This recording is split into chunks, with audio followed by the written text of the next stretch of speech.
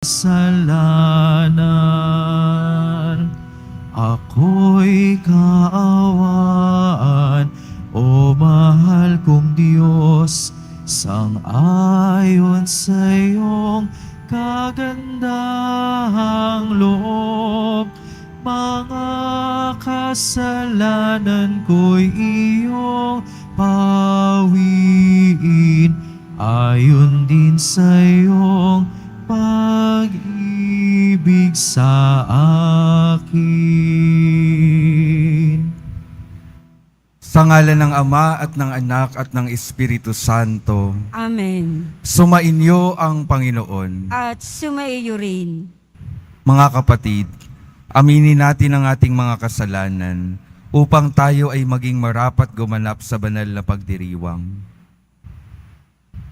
Inaamin ko Sa makapangyarihang Diyos at sa inyo mga kapatid, na lubha akong nagkasala sa isip, sa salita at sa gawa at sa aking pagkukulang.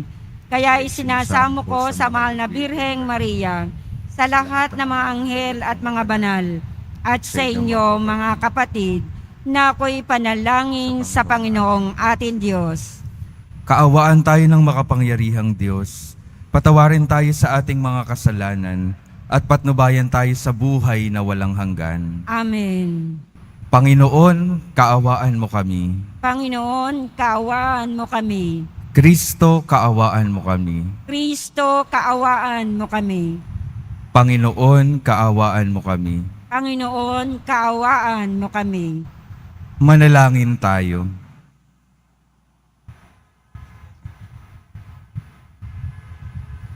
Ama naming makapangyarihan, tunghayan mo kaming pawang may kahinaan, at upang kami maipagsanggalang, iabot mo sa amin ang iyong kanang kamay, sa pamamagitan ni Jesucristo, kasama ng Espiritu Santo, magpa sa walang hanggan. Amen. Magsipo muna po ang lahat.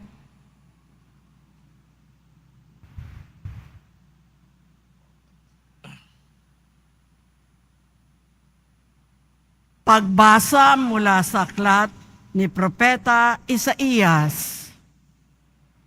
Sinasabi ng Panginoon, kung titigilan ninyo ang pang-aalipin at pagsuway sa akin, at ang masamang salita'y iiwasan, kung ang nagugutom ay pakakanin ninyo at tutulungan, ang kadilimang bumabalot sa inyo ay magiging tila liwanag sa katanghalian. At akong Panginoon, ang siyang sa inyo'y laging papatnubay. Lahat ng mabuting kailangan ninyo'y aking ibibigay at palalakasin ang inyong katawan. Kayo'y matutulad sa pananim na sagana sa dilig, matutulad sa batis na di nawawalan ng agos ng tubig. Muling itatayo ng mga lingkod ko ang kutang na durog. Muling itatayo sa dating pundasyon.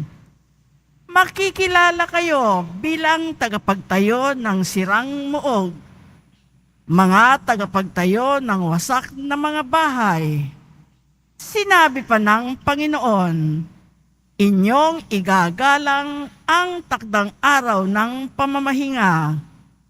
Huwag kayong gagawa ng inyong gawain sa araw na banal.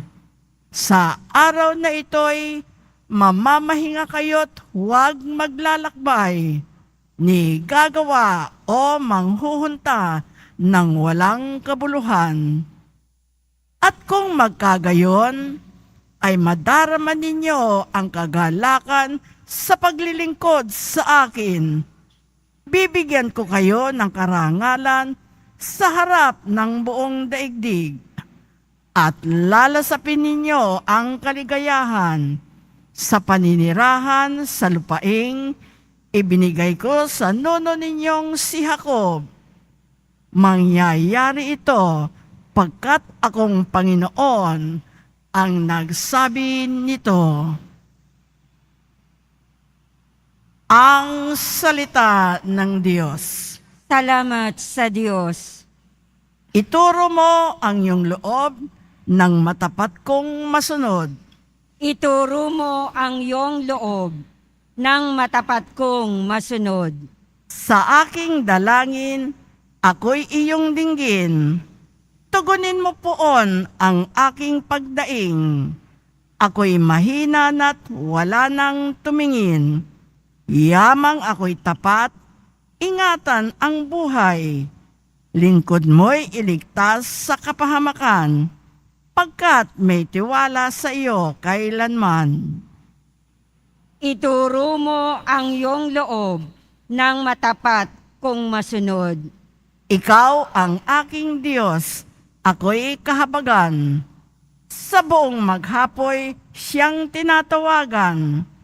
Poon, ang lingkod mo'y tulutan ng galak, sapagkat sa iyo ako tumatawag. Ituro mo ang iyong loob ng matapat kong masunod. Mapagpatawad ka at napakabuti sa dumadalangin at sa nagsisisi. Ang iyong pag-ibig ay mananatili. Pakinggan mo poon ang aking dalangin. Tulungan mo ako, ako'y iyong dinggin. Ituro mo ang iyong loob ng matapat kong masunod. Magsitayo po ang lahat.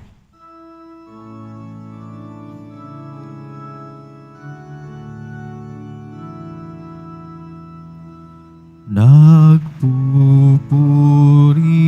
kami sa'yo, Panginoong Jesucristo. Nagpupuri kami sa'yo, Panginoong Jesucristo. Sinabi ng poong mahal, di ko nais na mamatay ang mga makasalanan. Nagbabagong kalooban upang sila ay mabuhay. Nagpupuri kami sa'yo, Panginoong Jesucristo.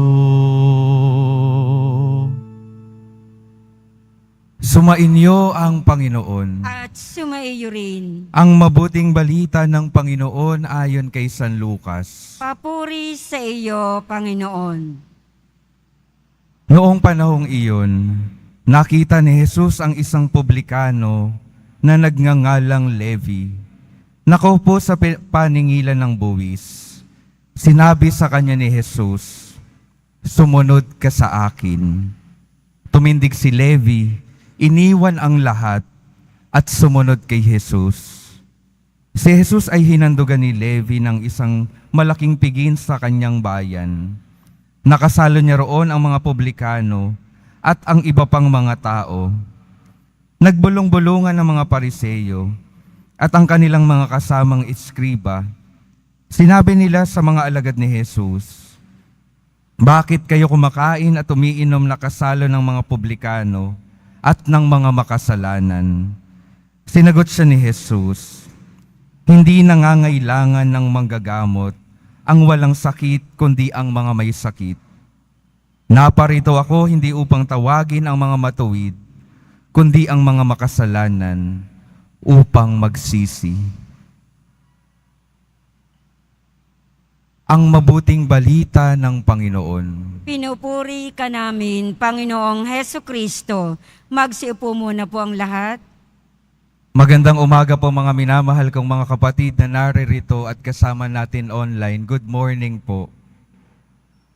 Pakingitian naman yung katabi, pakisabi, God bless you. Sabi po sa isang kanta, Ang pangalan po ng kanta ay Maging Sino Ka Man. Kahit na ano ang iyong nakaraan, mamahalin kita, maging sino ka man. Kahit na ano ang iyong nakaraan, mamahalin kita, maging sino ka man. Sa ganong paraan ko po gustong simulan at ipakilala yung pagmamahal ng Diyos na ipinapahayag sa atin ng ating ebanghelyo sa araw na ito. Ipinapaalala sa atin na yung pagmamahal ng Panginoon ay dakila kaysa sa mga kasalanang nagawa natin nung nakaraan. Hindi mapipigilan ng pagmamahal ng Panginoon yung ating mga nagawang kamalian noong nakaraan. Kaya kahit anuman yung nagawa nating mga masasama, anuman yung mga nagawa nating mali, patuloy tayong tinatawag at tinatagpo ng ating Panginoon. Ipinapaalala sa atin na mahal niya tayo kahit na sino pa tayo. At nawa yung pagmamahal na ito, itulak tayo para sa pagbabagong buhay. Nakita po natin sa kwento ng Ebanghelyo, si Levi, isang tax collector, naniningil ng buwis. At sa lipunan nila, si Levi ay makasalanan dahil siya ay naniningil ng sobra-sobra. Ganun po yung pagtingin ng mga tao noong panahon na iyon sa mga naniningil ng buwis. Ayaw nila sa kanila dahil para sa kanila, sila ay makasalanan. Pero ano pong ginawa ni Jesus? Kahit na ganoon yung katauhan ni Levi, kahit na ganoon yung tingin ng lipunan, at kahit na ganoon yung kanyang ugali, si Jesus dadating at dadating pa rin kahit na anuman yung mga nagawa nating kamalian. At si Jesus titingin sa atin ng may habag at pagmamahal. Yun yung nakita ni Levi, yung pagtingin ng Panginoon ng may habag at pagmamahal. Hindi ho ba tayo, kapag tayo ay may nakakasalubong na nakagawa ng kasalanan sa atin, iba na yung pagtingin natin. Tingin ng inis, tingin ng galit, tingin ng wag kang dumaan sa harapan ko. Pero yung Panginoon, hindi umiiwas ng pagtingin sa mga taong nakakagawa ng mali. Tumitingin siya, hindi ng galit, kundi ng may pagmamahal. At lalapit siya sa atin, tatawagin tayong sumunod ka sa akin. Ayun po yung mga katagang iniwan ni Jesus kay Levi. Sumunod ka sa akin. At anong ginawa ni Levi? Matapos marinig at makita yung ating Panginoon. Sabi po sa Ebanghelyo, si Levi ay iniwan ang lahat at sumunod kay Jesus. Gusto ko pong tingnan natin, saan po ba nakaupo si Levi? Si Levi ay nakaupo sa kanyang buhay kasalanan. At gusto ko rin pong tingnan natin yung ating mga buhay. Saan po ba tayo nakaupo sa ngayon? Ano po ba yung mga kasalanang kinakaupuan ng ating mga buhay ngayon? Sana katulad ni Levi, tayo ay makapakinig kay Jesus. Tinatawag tayo, sumunod ka sa akin. At katulad ni Levi, tayo nawa ay makabangon at makaalis mula sa kinauupuan nating mga buhay kasalanan. Ito po yung magandang paanyaya ng panahon ng Kwaresma. Makita natin yung mga kamaliang kinakaupuan natin. At magkaroon tayo ng inspirasyon at lakas ng loob mula sa pagmamahal ng Panginoon na tayo ay bumangon at iwanan ng lahat ng buhay kasalanan na kinauupuan natin. Ito po yung patuloy nating titingnan, lalo na sa araw na ito at sa panahon ng Kwaresma. Tingnan yung mga bagay na nagagawa nating mali. Tingnan yung mga bagay na nakakadagdag ng kasakitan sa mundong ito.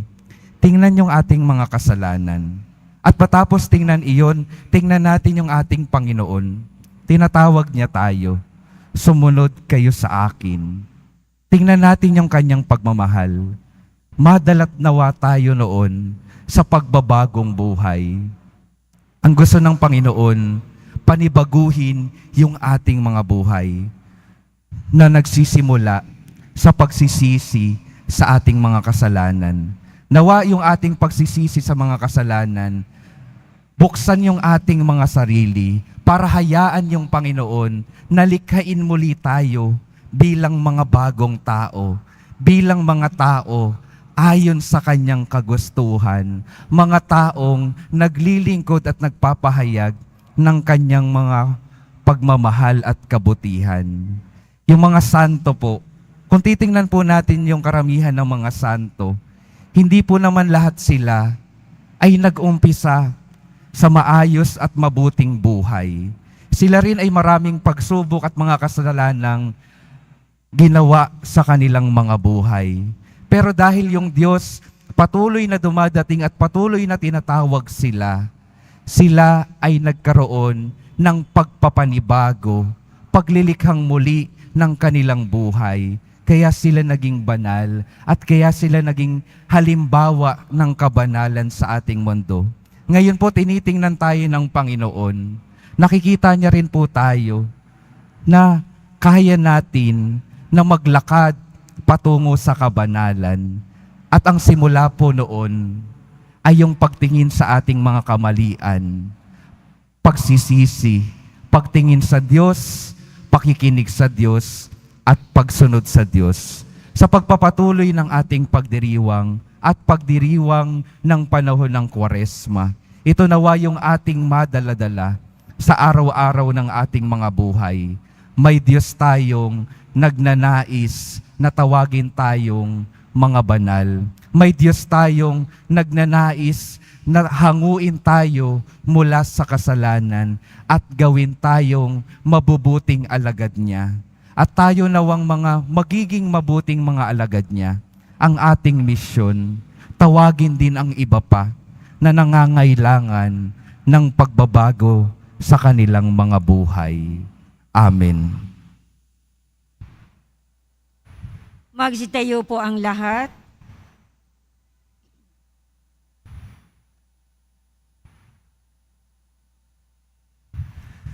Minamahal kong mga kapatid, dumating si Kristo upang iligtas ang mga makasalanan. Buong kababaang loob, sa pagtugon sa kanyang tawag, ilapit natin sa Ama ang ating mga panalangin. Sa bawat panalangin ang ating sasabihin, Banal na tagapagpagaling, gawin mo kaming buo. Banal na tagapagpagaling, gawin mo kaming buo. Ang simbahan naway maituring bilang isang tahanan na nagpapagaling para sa mga mahihina at makasalanan. Manalangin tayo. Banal na tagapagpagaling, gawin mo kaming buo. Sa tulong ng mahal na Birheng Maria, naway mamayani ang kapayapaan sa bawat bansa sa buong mundo sa pamamagitan ng habag na ipinakikita nila sa isa't isa. Manalangin tayo. Banal na tagapagpagaling, gawin mo kaming buo. Sa ating bansa, naway maghari ang pagkakaisa, bunga ng paggalang ng mga mamamayan sa isa't isa. Manalangin tayo. Banal na tagapagpagaling, gawin mo kaming buo. Sa lugar ng ating hanap buhay at maging sa ating mga pamilya, naway hindi tayo manguna sa pamimintas sa ating mga kasama. Manalangin tayo. Banal na tagapagpagaling, gawin mo kaming buo.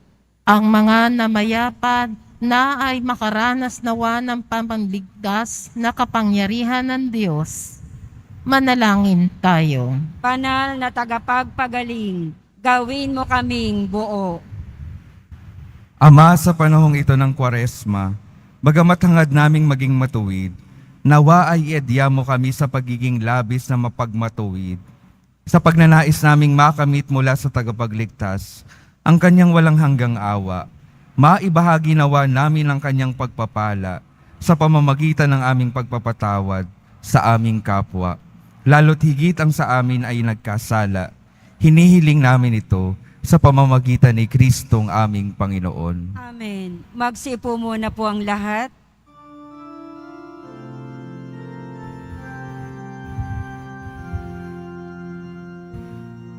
sa iyo, Ama, aming handog ang tinapay at alak na ito, handog ng iyong bayang sumasamo, humingi ng patawad mo sa pagsunod sa utos mo. Nalulugod akong labis, di masukat ang galak ko, pagkat aking iniibig. Sa iyo, Ama, aming handog ang tinapay at alak na ito, handog ng iyong bayang sumasamo, humingi ng patawad mo. Magsitayo po ang lahat. Manalangin kayo mga kapatid upang ang paghahain natin ay kalugdan ng Diyos Amang makapangyarihan. Tanggapin nawa ng Panginoon itong paghahain sa iyong mga kamay, sa kapurihan niya at karangalan, sa ating kapakinabangan at sa buong sambayanan niyang banal. Ama naming makapangyarihan, tunghayan mo ang paghahaing ito ng iyong pakikipagtipan at ng aming pagsamba. Maganap nawa ito sa ikapagpapatawad ng mga kasalanan at sa ikapagpapahayag ng aming utang na loob sa iyong pagmamahal. Sa pamamagitan ni Hesukristo, kasama ng Espiritu Santo, magpasawalang hanggan. Amen. Sumainyo ang Panginoon. At sumaiyo rin. Itaas sa Diyos ang inyong puso at diwa. Itinaas na namin sa Panginoon. Pasalamatan natin ang Panginoong ating Diyos. Marapat na siya ay pasalamatan. Ama naming makapangyarihan, tunay ngang marapat na ikaw ay aming pasalamatan sa pamamagitan ni Hesukristo na aming Panginoon. Sa pagbabakasakali mong kami bubuti, isinugo mo si Hesukristo upang pangunahan kami. Bilang pagsunod sa iyong atas na bigay, ipinahayag ng iyong anak ang iyong kalooban, na ang mga apitdukha ay kanyang damayan. Ngayon ay iyong inihahandog ang pagkakataong aming maisaloob, ang kanyang ganap at kusang paglilingkod, upang sa iyo'y lagi kaming makasunod. Kaya kaisa ng mga anghel na nagsisiawit ang papuri sa iyo, nang walang humpay sa kalangitan, kami nagbubunyi sa iyong kadakilaan. Santo, Santo, Santo, Panginoong Diyos ng mga hukbo, napupuno ang langit at lupa ng kadakilaan mo, o sana sa kaitaasan. Pinagpala ang naparirito sa ngalan ng Panginoon, o sana sa kaitaasan. Magsilod po ang lahat. Ama naming banal, ikaw ang bukal ng tanang kabanalan, kaya't sa pamamagitan ng iyong Espiritu, gawin mong banal ang kaloob na ito, upang para sa amin maging katawan at dugo ng aming Panginoong Hesukristo. Bago niya pinagtiis ang kusang loob na maging handog, hinawakan niya ang tinapay, pinasalamatan kanya, pinaghati-hati niya iyon, iniabot sa kanyang mga alagad at sinabi, "Tanggapin ninyong lahat ito at kanin. Ito ang aking katawan na ihahandog para sa inyo."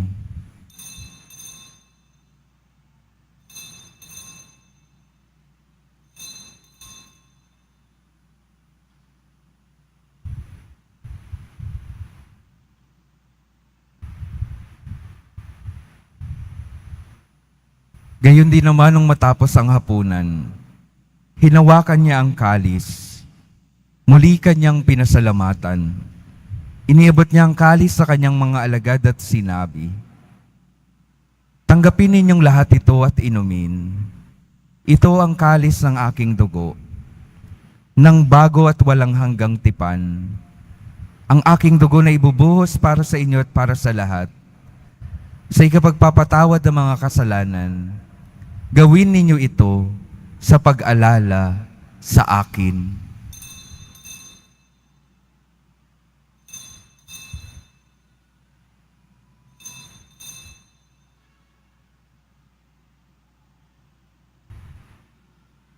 Magsitayo po ang lahat. Ipagbunyi natin ang misteryo ng pananampalataya. Si Kristo ay namatay, si Kristo ay nabuhay, si Kristo ay babalik sa wakas ng panahon. Ama, ginagawa namin ngayon ang pag-alala sa pagkamatay at muling pagkabuhay ng iyong anak. Kaya't iniaalay namin sa iyo ang tinapay na nagbibigay buhay at ang kalis na nagkakaloob ng kaligtasan. Kami nagpapasalamat dahil kami iyong minarapat na tumayo sa harap mo para maglingkod sa iyo. Isinasama namin kaming magsasalo-salo sa katawan at dugo ni Kristo ay mabuklod sa pagkakaisa sa pamamagitan ng Espiritu Santo. Ama, lingapin mo ang iyong simbahang laganap sa buong daigdig. Puspusin mo kami sa pag-ibig, kaisa ni Francisco na aming Papa, at ni Jose na aming Obispo, at ng Tanang Kaparian. Alalahanin mo rin ang mga kapatid naming nahimlay, nang may pag-asang sila'y muling mabubuhay. Gayon din ang lahat ng mga pumanaw. Kaawaan mo sila at patuloyin sa iyong kaliwanagan. Kaawaan mo at pagindapatin kaming lahat, na makasalo sa iyong buhay na walang wakas. Kaisa ng mahal na Birheng Maria na Ina ng Diyos, ng kabiyak ng puso niyang si San Jose, kaisa ng mga apostol, ni San Juan Bautista, at ng lahat ng mga banal, na namuhay dito sa daigdig ng kalugod-lugod sa iyo, maipagdiwang nawa namin ang pagpupuri sa ikararangal mo, sa pamamagitan ng iyong anak, na aming Panginoong Hesu Kristo. Sa pamamagitan ni Kristo, kasama niya at sa Kanya, ang lahat ng parangal at papuri ay sa iyo, Diyos Amang makapangyarihan, kasama ng Espiritu Santo, magpa sa walang hanggan. Amen. Sa tagubilin ng mga nakagagaling na utos at sa turo ni Jesus, na Panginoon natin at Diyos, ipahayag natin ng lakas loob. Ama namin, sumasalangit ka. Sambahin ang ngalan mo, mapasa amin ang kaharian mo, sundin ang loob mo dito sa lupa para nang sa langit. Bigyan mo kami ngayon ng aming kakanin sa araw-araw at patawarin mo kami sa aming mga sala para nang pagpapatawad namin sa nagkakasala sa amin. At huwag mo kaming ipahintulot sa tukso at iadya mo kami sa lahat ng masama. Hinihiling namin kami adya sa lahat ng masama, pagkalooban ng kapayapaan na araw-araw, iligtas sa kasalanan at ilayo sa lahat ng kapahamakan, samantalang aming pinananabikan ang dakilang araw ng pagpapahayag ng tagapagligtas naming si Jesucristo. Sapagkat iyo ang kaharian at ang kapangyarihan at ang kapurihan magpakailanman. Amen.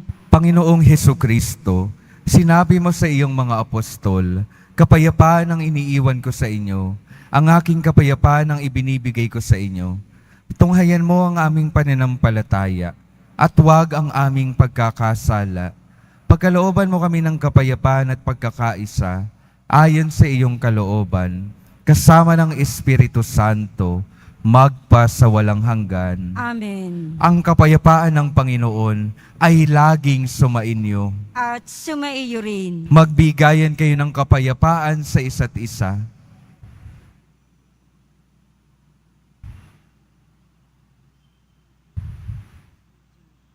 Kordero ng Diyos na nag-aalis ng mga kasalanan ng sanlibutan, maawa ka sa amin.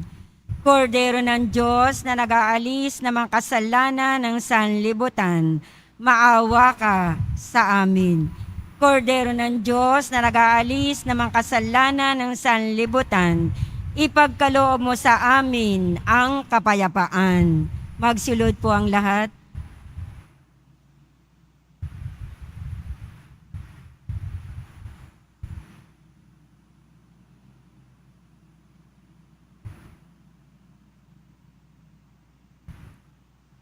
Ito ang kordero ng Diyos. Ito ang nag-aalis ng kasalanan ng sanlibutan. Mapalad ang mga inanyayahan sa kanyang piging. Panginoon, hindi ako karapat-dapat na magpatuloy sa iyo. Ngunit sa isang salita mo lamang ay gagaling na ako.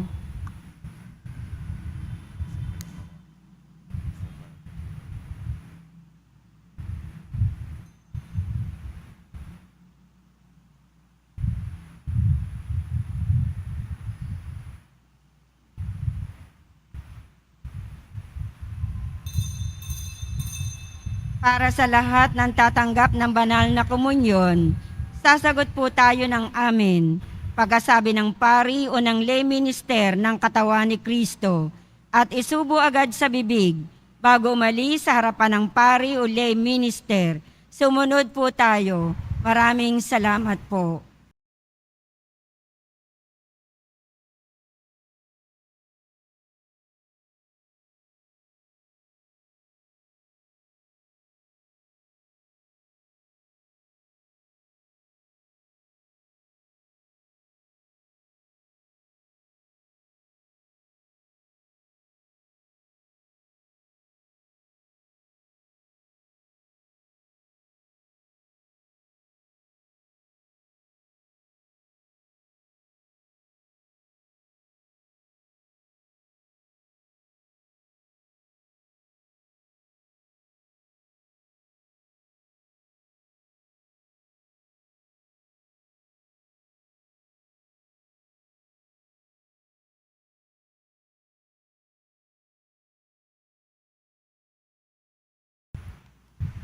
Manalangin tayo.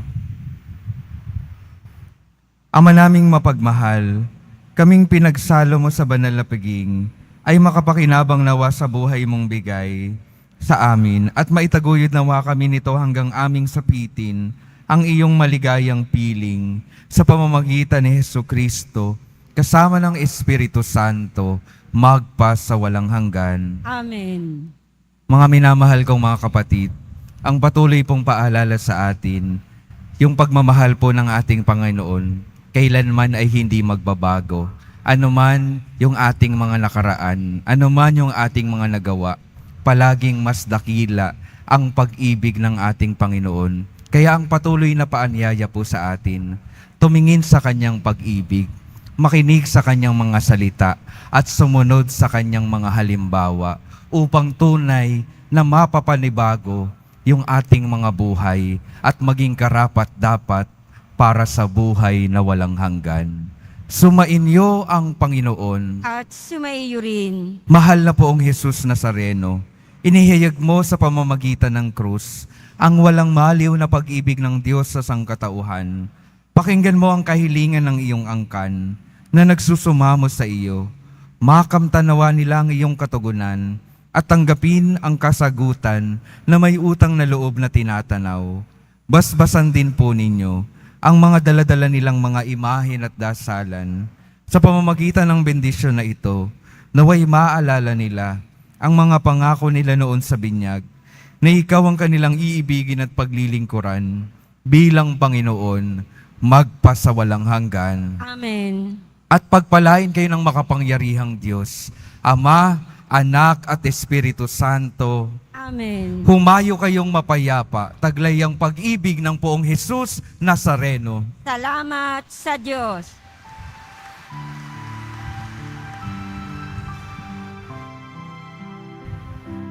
Nuestro Padre Jesus Nazareno, sinasamba ka namin,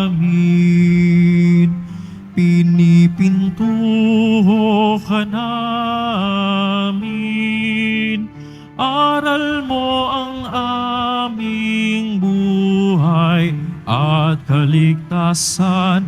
Nuestro Padre Jesus Nazareno, iligtas mo kami sa kasalanan.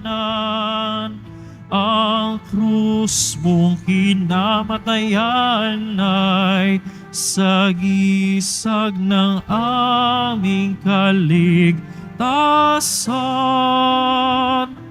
Nuestro Padre Jesus Nazareno, dinarangal ka namin.